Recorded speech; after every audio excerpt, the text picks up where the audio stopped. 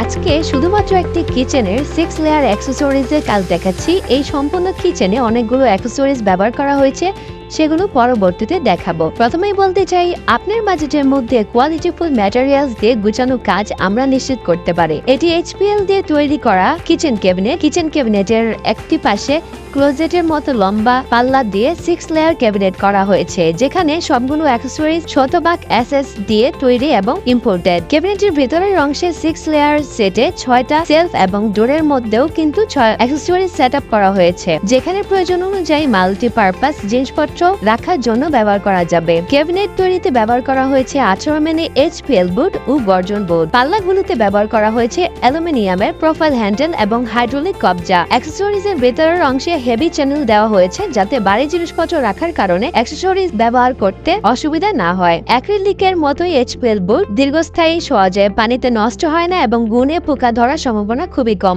আমাদের কাজগুলো ভালো লাগলে সাবস্ক্রাইব করে রাখবেন।